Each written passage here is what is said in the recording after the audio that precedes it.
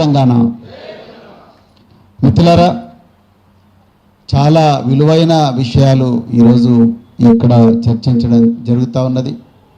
మరి ఈరోజు కేవలం ఒక 10,000 కుటుంబాలకు మాత్రమే నష్టం జరుగుతుంది అని గౌరవ ముఖ్యమంత్రి రేవంత్ రెడ్డి గారు పదే పదే ప్రస్తావిస్తూ ఈ మూసీ సుందరీకరణలో జరగబోతున్న కొలేటరల్ డ్యామేజ్ అంటే ప్రజల జీవితానికి నష్టం ఏదైతే జరుగుతుందో ఆ నష్టం చాలా చిన్నదిగా చూపిస్తూ తెలంగాణకు లక్షల కోట్ల సంపద రాబోతుంది అని చెప్పి ఏదైతే ప్రచారం చేస్తున్నారో ఆ ప్రచారం కేవలం లక్షల కోట్ల రూపాయలు దండుకోవడానికి చేస్తున్న ప్రచారమే అని చెప్పి ఆధారాలతో సహా మరి ఈరోజు నిరూపించే ప్రయత్నం ఇక్కడ విద్యార్థి సంఘాల ద్వారా జరుగుతున్నది. చాలా ఆనందంగా ఉన్నది.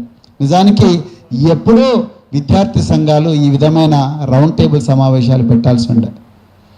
కేవలం మూసీ సుందరీకరణ మీద మాత్రమే కాదు, గాజాలో జరుగుతున్న యుద్ధం మీద కూడా రౌండ్ టేబుల్ పెట్టాల్సి ఉండే. అదేవిధంగా ఈరోజు అమెరికా ఇరాన్ మధ్యలో జరుగుతున్న యుద్ధం తద్వారా ప్రపంచం మీద మరి ముఖ్యంగా పేద ప్రజల మీద జరుగుతున్న ఏదైతే దుర్మార్గం ఉందో వాళ్ళ జీవితాలు ఎట్లా శిథిలమైపోతున్న యుద్ధాల వల్ల మరి దాని గురించి కూడా రౌండ్ టేబుల్ పెట్టాల్సి ఉండే. 6 గ్యారంటీల మీద కూడా విద్యార్థి సంఘాలు రౌండ్ టేబుల్ పెట్టాల్సి ఉండే. అదేవిధంగా 8,000 కోట్ల బకాయిలు ఏవైతే ఉన్నాయో 10,000 కోట్ల బకాయిలు వాటి మీద కూడా రౌండ్ టేబుల్ సమావేశం పెట్టాల్సి ఉండే.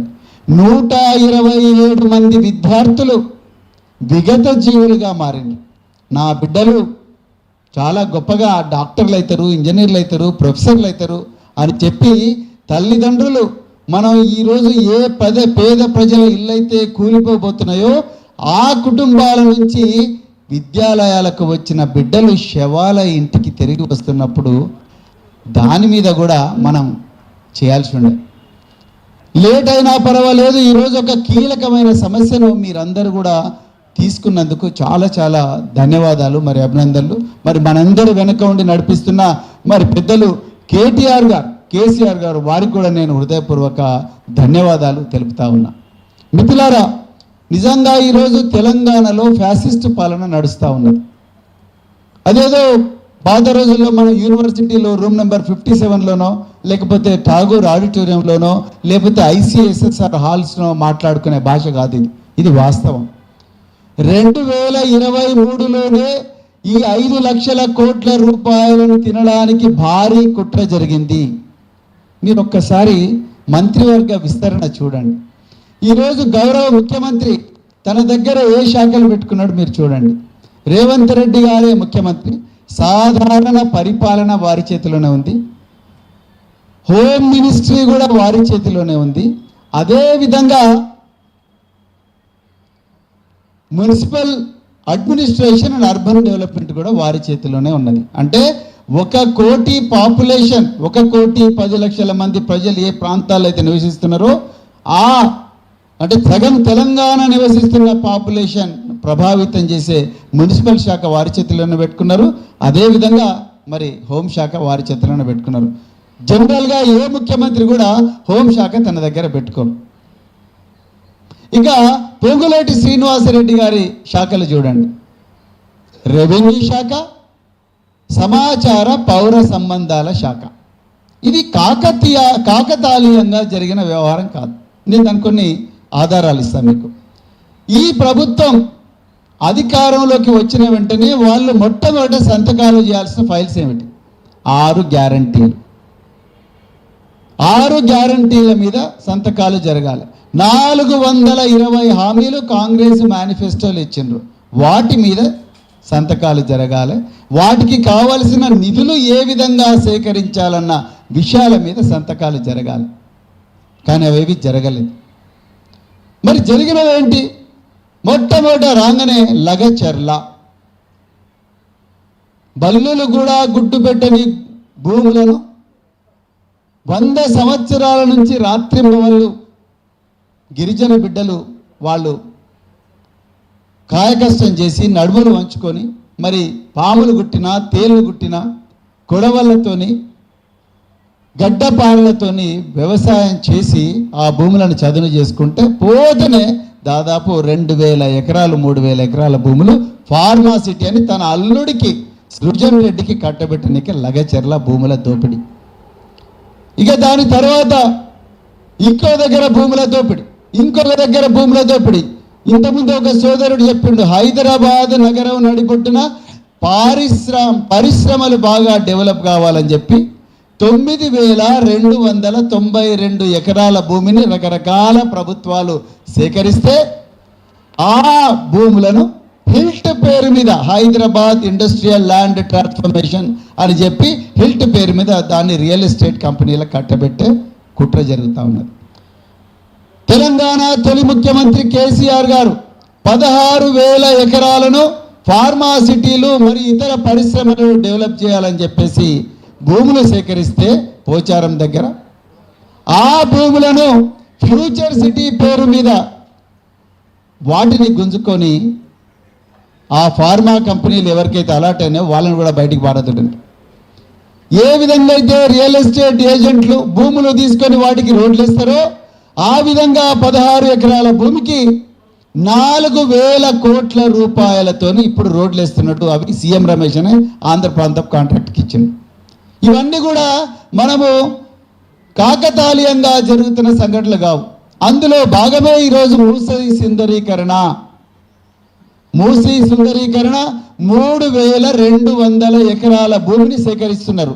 ఈ భూములు మామూలు భూములు కాదు, ఇందులో వేల కుటుంబాలు లక్షల కుటుంబాలు ఇక్కడ నివాసం ఉంటున్నాయి గత 100 సంవత్సరాల నుండి. మిత్రులారా, ఇక్కడికి కేవలం ఒక 500 మీటర్ల దూరంలోనే ఎర్రమంజిల్ కాలనీ ఉన్నది. ఎర్రమంజిల్ కాలనీలో 2004 సంవత్సరం నుంచి 2006 సంవత్సరం వరకు నేను నివాసం ఉన్నా. మేము ప్రభుత్వ క్వార్టర్లో నివాసం ఉన్నాం. అక్కడ ఎమ్మెల్యేలు ఉండేవాళ్ళు, ఐఏఎస్ ఐపీఎస్ అధికారులు ఉండేవాళ్ళు. నిమ్స్కు దీనికి సోమాజిగూడ ప్రెస్ క్లబ్కు మధ్యలో ఉన్నదే ఎర్రమంజిల్ ఆఫీసర్స్ కాలనీ. 2006 సంవత్సరంలో మెట్రో లైన్ విస్తరణ కోసం ఆ క్వార్టర్లన్నీ కూడా మేము తీసేసుకుంటాం అని చెప్పి మా ఇంటి ముందర నోటీసు అతికించిన వెంటనే మొట్టమొదట ఏడ్చింది మా అబ్బాయి. మా పిల్లలు ఏడ్చిండ్రు, అమ్మో నాయన మనం ఈ ఇల్లు వదిలిపెట్టి పోవాలి, అది గవర్నమెంట్ క్వార్టర్ బిడ్డ, మన ఇల్లు కాదంటే కూడా అమ్మో మనకు నిమ్స్ పక్కన ఉన్నది, దాని పక్కన బేకరీ ఉన్నది, దాని పక్కనే పీవీఆర్ మల్టీప్లెక్స్ ఉన్నది, ఇంకా కొంచెం దూరం పోతే జీవీకే 1 ఉన్నది, ఇంకా మా స్కూల్ చాలా దగ్గరగా ఉన్నది, పక్కనే హుస్సేన్ సాగర్ ఉన్నది, ఇవన్నీ మనం మిస్ అవుతున్నాం, ఎక్కడ పోవాలి డాడీ అన్నాడు. 2 సంవత్సరాలు ప్రభుత్వ క్వార్టర్లో ఉంటేనే మా పిల్లలు ఏడ్చిండ్రు. ప్రభుత్వం కూలగొడుతుంది అనేవరకే, అది మా ఇల్లు కాదు, నిజానికి ప్రభుత్వం మాకు అలాట్ చేసింది. అప్పుడే మాకంత అటాచ్మెంట్ వచ్చిందంటే మీరు 100 సంవత్సరాల నుండి ఈ పేద ప్రజలు ఈ 3,200 ఎకరాల్లో తరతరాలుగా బతుకుతెరువు కోసం, ఇంతకుముందు మన గిరిజన శక్తి బిడ్డ చెప్పినట్టుగా బతుకుతెరువు కోసం ఇక్కడికి వచ్చి మరి చిన్న చిన్న రేకుల షెడ్లలో ఉండి వాటిని చిన్న మిద్దెలుగా కట్టుకొని ఇల్లుగా కట్టుకొని ఉంటున్నారు. వాళ్ళ ఇల్లు రాత్రికి రాత్రి తీసేస్తంటే ఎట్లా? మన కేటీఆర్ గారు హిమాయత్ సార్ దగ్గర పెద్ద ప్రజెంటేషన్ ఇచ్చారు, అద్భుతమైన ప్రజెంటేషన్, చాలా గొప్ప ప్రజెంటేషన్. 16,000 కోట్లతోని ఒక్క ఇల్లు కూడా కూలగొట్టకుండా మూసీని, జీవం లేని మూసీకి ఏ విధంగా పునర్జీవం ఇచ్చిండ్రు అనే దాని మీద అద్భుతమైన ప్రజెంటేషన్. అది వర్క్ ఇన్ ప్రోగ్రెస్, ఇంకా రాబోయే రోజులు ఇంకా చాలా చేయాలని కూడా వారు చెప్పడం జరిగింది. కానీ దాని పక్కనే పొంగులేటి శ్రీనివాసరెడ్డి గారి ఇల్లు ఉన్నది. మేము హిమాయత్ సాగర్కి పోతుంటే రైట్ సైడు హిమాయత్ సాగర్ చెరువుకు ఆ రోడ్డుకు మధ్యలో పొంగులేటి శ్రీనివాసరెడ్డి గారి 2, 3, 4, 5, 6, 10 ఎకరాల బంగ్లాలో ఆయన ఉంటున్నాడు. నాకు ఆ రోజు అనాలనిపించింది, నిజానికి మనం అందరం పోయి ఆ పొంగులేటి శ్రీనివాసరెడ్డి ఇంటి మీద నోటీస్ పెడదామని. దాని పక్కనే గడ్డం వివేకానంద్, ఆయన 12 ఎకరాల భూమిని ఆక్రమించి దాని మీద మరి అక్కడ కూడా ఒక ఫామ్ హౌస్ కట్టుకున్నాడు. మరి వాళ్ళ ఇళ్ళ మీద నోటీసు ప్రజలు అతికిస్తే ఇప్పుడు మీరు రాస్తున్నారు కదా RBX అని ప్రతి ఇంటి మీద రాస్తున్నారు. మేము కేటీఆర్ గారితో మేము చాలా చోట్ల కూడా ఈ మధు పార్క్ రిడ్జ్ ఆ విధంగా ఉన్న చాలా అపార్ట్మెంట్స్లోకి మేము వెళ్ళడం జరిగింది. అసలు వాళ్ళ కళ్ళలో భయం ఉన్నది, ఏడుస్తున్నారు, ఏం చేయాలో అర్థం కాదు, ఎగ్జామ్స్ ఎట్లా రాయాలో తెలియదు. కానీ ఇక్కడ క్రూరమైన కుట్ర ఏంటంటే ఈ బాధలన్నీ కూడా ప్రజలకు తెలవడం లేదు. ఎందుకు?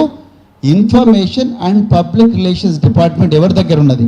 పొంగులేటి శ్రీనివాసరెడ్డి దగ్గర ఉన్నది. వెలుగు మట్లలో దాదాపు 1000 కుటుంబాలను రాత్రికి రాత్రే 4000 మంది పోలీసులతోని బుల్డోజర్లతో కూలగొట్టిండ్రు. ఎక్కడన్నా ప్రజలకు తెలిసింది ఆ విషయం? తెలవలేదు. గాజాలాగా మార్చిండ్రు. సలోమి అనే ఒక అమ్మాయి బిఎడ్ చేస్తూ ఎగ్జామ్ వదులుకొని అయ్యో మా ఇంట్లో గొలగొడుతున్నారంట అని చెప్పి బిఎడ్ పక్కకు పెట్టేసి వచ్చి పోలీసు వాళ్ళ కాళ్ళ మీద పడ్డది. అమ్మాయి ఎగ్జామ్స్ పోయినాయి.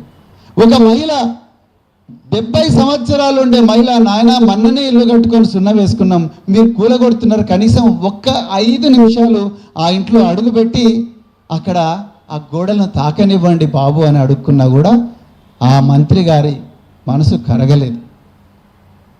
పైగా మంత్రి గారు ఏమంటున్నారు?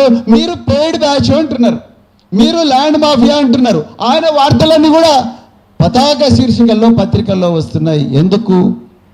ఆయన information and public relations minister, ఆయనే రెవెన్యూ మినిస్టర్.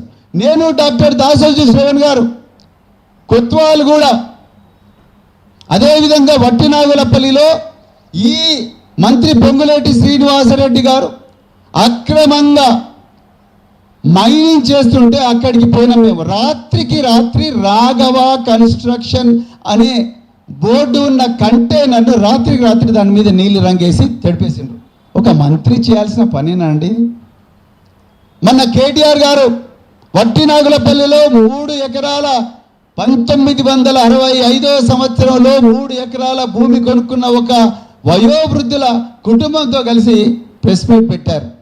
సాక్షాత్తు మంత్రి పొంగులేటి శ్రీనివాసరెడ్డి వాళ్ళ ఇంటికి పోయి 3 ఎకరాలు నాకు ఇస్తావా ఇయ్యవా అని చెప్పి అడిగితే, దాని తర్వాత ఆయన కొడుకు హర్షారెడ్డి 70 మంది బౌన్సర్లతోని ఆ గోడలు కూలగొట్టడానికి పోతే హబీబుల్లా అనే ఒక గచ్చిబౌలి ఇన్స్పెక్టర్ ఆ హర్షారెడ్డి మీద రాఘవ కన్స్ట్రక్షన్ మీద ఎఫ్ఐఆర్ చేస్తే రాత్రికి రాత్రి హబీబుల్లాని ట్రాన్స్ఫర్ చేసిండ్రు.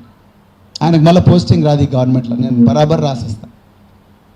ఈ విషయాలు బయట ప్రపంచానికి తెలియనివ్వరు. ఎందుకంటే information and public relations department మంత్రి దగ్గర ఉన్నది.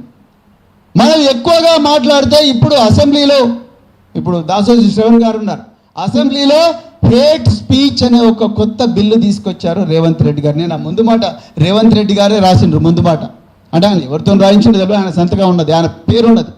ఆ ముందు మాటలో ఈ రాష్ట్రంలో ఇప్పుడున్న న్యాయాలు, ఇప్పుడున్న బిఎన్ఎస్ భారత న్యాయ సంహిత అంటే ఒకప్పుడు ఐపీసీ, అందులో సెక్షన్లలో చాలా లొసుగులు ఉన్నాయి, కానీ ఇంకా ఎక్కువగా శిక్షలు పడాలి. ఈ ప్రభుత్వాన్ని ఎవడు పడితే వాడు విమర్శిస్తున్నాడని ప్రభుత్వ అధికారులకు అపరిమితమైన అధికారాలు ఇచ్చి హేట్ స్పీచ్ బిల్ ఒకటి ఇంట్రడ్యూస్ చేస్తున్నారు. అంటే రేపు మీరు ఈ మూసీ బాధితుల మీద మాట్లాడలేరు, అక్కడ జరుగుతున్న విధ్వంసం మీద మాట్లాడలేరు. రేపు 3200 ఎకరాల భూమిని ప్రభుత్వం ఆక్రమించుకొని ఆ 12,000 కుటుంబాలను నిరాశ్రయం చేసి అవన్నీ కూడా ఒక మెగా కృష్ణారెడ్డికో, ఒక రాఘవ కన్స్ట్రక్షన్కో, ఒక నవయుగ ప్రాజెక్టుకో, లేకపోతే అంతర్జాతీయ సంస్థలకు ఇచ్చి పేద ప్రజలందరినీ కూడా ఇంకెక్కడో జవహర్ నగర్, గబ్బిలాలపేట, జవహర్ నగరు, లేకపోతే దమ్మాయిగూడ డంపింగ్ యార్డ్లకు పంపించి ఆ పిల్లల జీవితాలను, ఆ కుటుంబాల జీవితాలను విధ్వంసం చేస్తే దాని గురించి ఎవ్వరూ మాట్లాడకూడదని చెప్పి హేట్ స్పీచ్ బిల్ తీసుకొచ్చాడు. Information public relations minister Ponguleti Srinivasa Reddy ఉన్నారు. మరి ఎట్లా ఇదంతా గుర్తుకొస్తుంది, ఇదంతా ప్రజలకు ఎట్లా తెలవాలి? అందుకొరకే ఈరోజు మరి బీఆర్ఎస్వి ఆధ్వర్యంలో మీరందరూ కూడా రౌండ్ టేబుల్ పెట్టండి. మిత్రులారా, మీరు కోర్టులు కూడా మనకు పూర్తిగా న్యాయం చేస్తారైతే నాకైతే నమ్మకం లేదు. దయచేసి నేను మొన్న ఆ దళిత క్రిస్టియన్ల జడ్జిమెంట్ చూసిన తర్వాత నాకు అర్థమైపోయింది, ఈ దేశంలో మనం న్యాయం బతికే ఉందని మనకు అనుకూలంగా వచ్చినప్పుడు అనిపిస్తుంది, కానీ నిజానికి ఈ దేశంలో న్యాయ వ్యవస్థలో పేదలకు సంబంధించిన వాళ్ళు, పేదల మీద ప్రేమ కలిగిన వాళ్ళు ఎవరు కూడా లేరు. ఇది వాస్తవం. 80% మంది జడ్జిలు ఈ దేశంలో ఆధిపత్య వర్గాల నుంచి వచ్చిన వాళ్ళే. వాళ్ళకి మూసీ నదిలో బతుకుతున్న 100 సంవత్సరాల 200 సంవత్సరాల మూసీ నదిలో 100 సంవత్సరాల నుండి మూసీ నది పరివాహక ప్రాంతంలో బతుకుతున్న బాధలు ఆ జడ్జిలకు అర్థమవుతుందని అనుకోవడం లేదు. కానీ డాక్టర్ బిఆర్ అంబేద్కర్ గారు ఒక మాట చెప్పారు, no force can stand against the multitude of people అన్నారు. అంటే ప్రజల పోరాటం ముందు ఎంత పెద్ద సంస్థ అయినా కూడా తల వంచాల్సిందే. మీరు జల్లికట్టులో చూశారు, జల్లికట్టు జడ్జిమెంట్లో చూశారు. వేల సంవత్సరాల నుంచి మేము జల్లికట్టు పండుగ చేసుకుంటున్నాం, వందల సంవత్సరాల నుంచి మా కల్చర్లో భాగం. మీరెవరు ఆ జడ్జిమెంట్కు వ్యతిరేకం అంటే ప్రజలందరూ కూడా రోడ్డు మీదకి వచ్చి మెరీనా బీచ్లో నిలబడితే సుప్రీంకోర్టు తన వ్యాఖ్యలను వెనక్కి తీసుకున్నది. అయ్యప్ప దేవాలయం శబరిమలలో మహిళలు కూడా పోవాలి అంటే ఇది మా ఆచారం కాదని ఆ భక్తులందరూ కూడా ముందరికి వస్తే జడ్జిమెంట్ వెనక్కి తీసుకున్నది. లేటెస్ట్గా యూజీసీ రెగ్యులేషన్స్, యూజీసీలో కొత్త రూల్స్ వచ్చే వరకే ఆ రూల్స్కు వ్యతిరేకంగా విద్యార్థులందరూ కూడా రోడ్ల మీదకి వస్తే యూజీసీ రెగ్యులేషన్స్ ప్రభుత్వాలు వెనక్కి తీసుకున్నాయి. వ్యవసాయ రైతులకు వ్యతిరేకంగా 2022లో నరేంద్ర మోడీ ప్రభుత్వం నల్ల చట్టాలు తీసుకొస్తే పంజాబ్ రైతులందరూ కూడా 100 రోజులకు పైగా ఢిల్లీలో పోరాటం చేస్తే రాత్రికి రాత్రే నరేంద్ర మోడీ ఆ 3 నల్ల చట్టాలు వెనక్కి తీసుకున్నాడు. రేవంత్ రెడ్డి కూడా ఈ మూసీ సుందరీకరణ ప్రాజెక్టును వెనక్కు తీసుకునేదాకా విద్యార్థి సంఘాలందరం కూడా మనము ఇప్పుడు పెద్దలందరూ చెప్పిన విలువైన విషయాలు ఇవన్నీ తీసుకొని ఎలాంటి అలసత్వం లేకుండా ఈ వాట్సాప్లకు సోషల్ మీడియాలకు వీటికి మాత్రమే పరిమితం కాకుండా తప్పకుండా ఈ 55 కిలోమీటర్ల పొడవైన మూసీ నది పరివాహక ప్రాంతంలో ఉండే ప్రతి కుటుంబాన్ని కూడా మనం స్పృశించాల్సిన అవసరం ఉన్నది. మీరు గుర్తుపెట్టుకోండి, నాజీలు 1939వ సంవత్సరం నుండి 45వ సంవత్సరం మధ్యలో 60 లక్షల మంది యూదులను ఊచకూత కోసిండ్రు. అది నాజీల గొప్పతనం కాదు, అప్పుడు జర్మనీలో బతికిన ప్రజల బలహీనత. వాళ్ళు ఇది ప్రశ్నించలేదు. అయ్యో నా ఇంటికి రాలేదు కదా, నా ఇంటికి రాలేదు, I am a Christian Democrat, they have not touch my home. Okay, I am a socialist, they have not touch my home. Okay, but ఒకరోజు రాత్రి వాళ్ళు నీ ఇంటికి కూడా వస్తారు, నీ ఇంటికి వచ్చి నీ ఇంటి మీద కూడా నోటీస్ వేస్తారు. అప్పుడు నువ్వేం చేస్తావు? అప్పుడు నీ వెనక ఎవరు ఉంటారు? అందుకొరకే వెలుగు మట్లలో ఈరోజు ప్రభుత్వం నిరంతరాయంగా ఏమాత్రం కూడా సిగ్గు లేకుండా 1000 ఎకరాలు ఆక్రమించుకుంటూ పోతా ఉన్నది, 100 అక్రమ కేసులు పెడతా ఉన్నది. ఎవరు అడగడం లేదు, ఎందుకంటే ఇది నా ఇంటికి రావడం లేదు కదా. కానీ రేపు నీ ఇంటికి పోలీసులు వచ్చి నోటీస్ అతికిచ్చినప్పుడు, ఎంఆర్ఓ నోటీస్ అతికిచ్చినప్పుడు నీ వెనక ఎవరు ఉండరు సుమా. అది దయచేసి గుర్తుపెట్టుకో. అందుకొరకే ఇక్కడ బతుకుతున్న పిల్ల ఈరోజు నిరాశ్రయులుగా కాబోతున్న మధు పార్క్ రిడ్జ్ వాళ్ళు కావచ్చు, లేకపోతే గ్రామీణ ప్రాంతాల్లో బైరాగూడ కావచ్చు, ఇంకా ఎన్నో బస్తీలు ఉన్నాయి. ఆ బస్తీలో నా వాళ్ళు లేరు, నేను ఆ బస్తీలో బతకడం లేదు, నేను క్యాంపస్ హాస్టల్లో ఉంటున్నా, కాచిగూడ హాస్టల్లో ఉంటున్నా, రేవంత్ హాస్టల్లో ఉంటున్నా, లేకపోతే బుద్ధభవన్ హాస్టల్లో ఉంటున్నా అని నువ్వు అనుకుంటే మాత్రం రేపు నీ హాస్టల్ కూడా కూలిపోతుంది మిత్రమా. ఇదే ముఖ్యమంత్రి, ఎడ్యుకేషన్ మినిస్టర్గా ఉన్న ముఖ్యమంత్రి ఇదే ఠాగూర్ ఆడిటోరియంలో నేను గ్రీన్ ఛానల్ ద్వారా మీకు 1000 కోట్లు ఇస్తాను అని చెప్పి ఉస్మానియా యూనివర్సిటీ వీసీకి ఇప్పుడు డెవలప్ చేయండి అన్నాడు. మరి ఒక్క పైసా వచ్చింది? ఇక్కడ 2 ఆచార్యులు ఉన్నారు, విశ్రాంత ఆచార్యులు, ఒక్క పైసా వచ్చిందా? రాలేదు. మరి దీని గురించి మనం ఎందుకు రౌండ్ టేబుల్ పెట్టడం లేదు?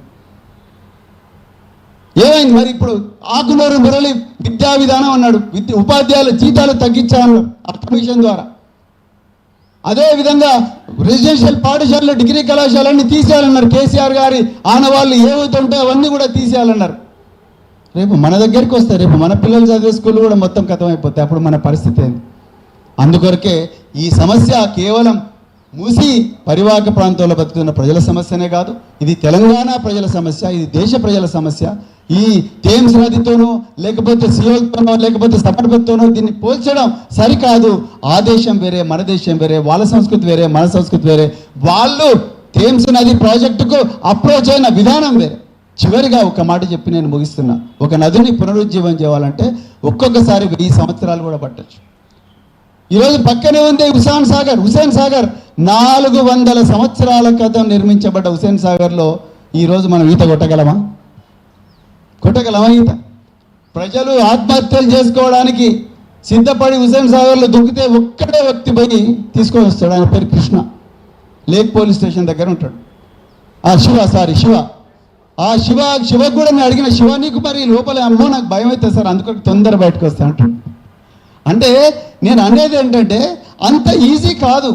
ముందు దానికి రావాల్సిన వ్యర్థాలు ఏవైతే ఉన్నాయో, కాలుష్యం ఉంటుందో ముందు వాటిని చేయాలంటే దానికే 50 సంవత్సరాలు పడుతుంది. ఇంతకుముందు థేమ్స్ నది పునరుజ్జీవం గురించి మాట్లాడారు, 150 సంవత్సరాలు పట్టింది ఇప్పటి వరకు, అయినా కూడా కాలే.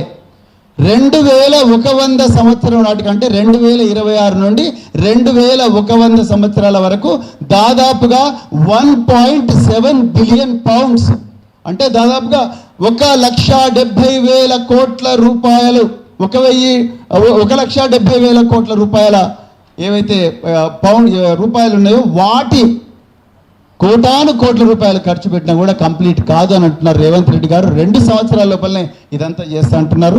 మీరందరూ కూడా దయచేసి దీని గురించి ఆలోచించాలి. చాలా సింపుల్ భాషలో ప్రజలందరికీ కూడా వివరించాల్సిన అవసరం ఉందని చెప్తూ, మరింత చక్కటి అవకాశం నాకు ఇచ్చిన మరి బీఆర్ఎస్పీ నాయకుడు గెల్లి శ్రీనివాస్ యాదవ్ గారికి ప్రత్యేకమైన ధన్యవాదాలు చెప్తూ జై తెలంగాణ. పెద్దల ఆర్ఎస్ పవన్ కుమార్ గారికి ప్రత్యేకంగా ధన్యవాదాలు తెలియజేస్తాను.